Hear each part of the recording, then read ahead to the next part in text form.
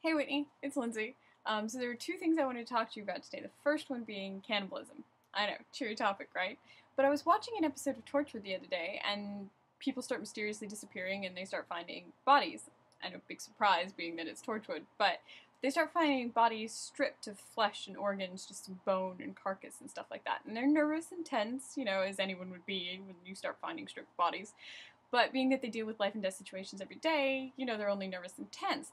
Then when they start to realize that the people are being killed and the bodies are being stripped to be cannibalized, and when a couple of them who are captured and are in peril realize that they are, going to be killed and cannibalized, they get incredibly horrified and so much more afraid than they were before.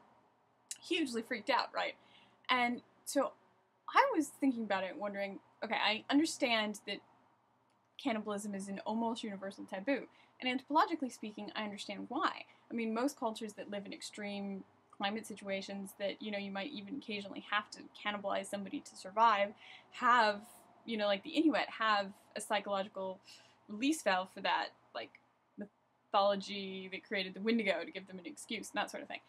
But to me personally, it didn't make sense. Like, I could understand from a sort of societal perspective, but on a personal level, if you know that you're going to get killed and your flesh stripped, your organs removed, and everything like that, why does it make a difference if people are going to eat you afterwards? I mean, why does that make it worse? To me, it almost makes it better. I mean, I can understand, not personally understand, but I can intellectually get some kind of understanding of somebody killing to eat you, as opposed to somebody who is just going to kill you and strip your flesh and organs because they enjoy doing it. I mean, isn't that worse? How is that better than they're going to eat you afterwards?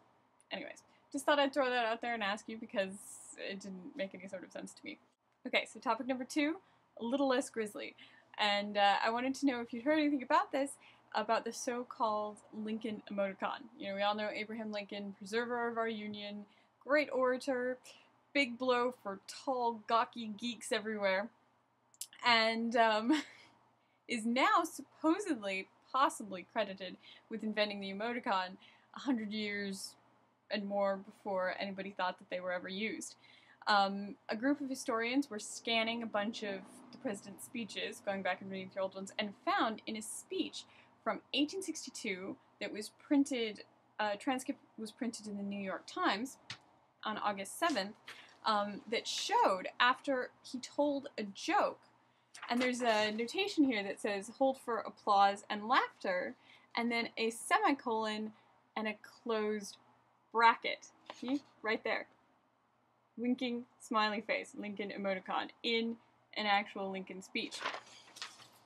Some people think because it is after a hold for laughter and applause, okay, laughter and applause, or applause and laughter, sorry, since it's in a speech at a point where he's holding for a laugh, that it is meant to be like emoticon is to indicate emotion. It's a smiley face.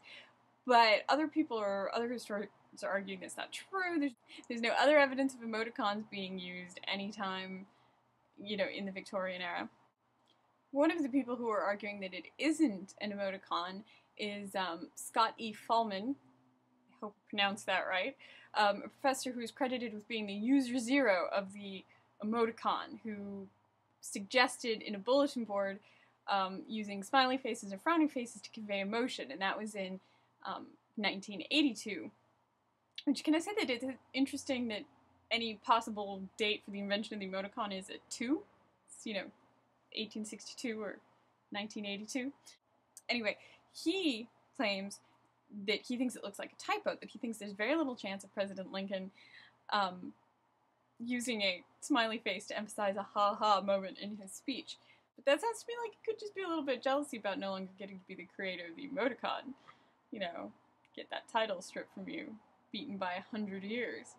Anyways, a lot of the historian detractors are saying that it was either a typo or something that was perfectly grammatically acceptable at the time, that it was a form of punctuation notation that made sense grammatically then, and we just don't use anymore now.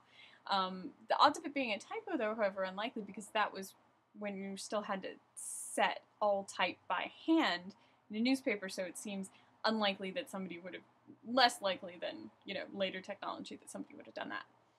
I don't know how I feel about this. I'm not sure if the idea of Victorian emoticons I think is cool, or because I personally don't like emoticons and they bug me, if I think it's sort of tragic that they might have been in use, you know, for hundreds of years and not just 40, 30, I don't know. Anyways, how much they are.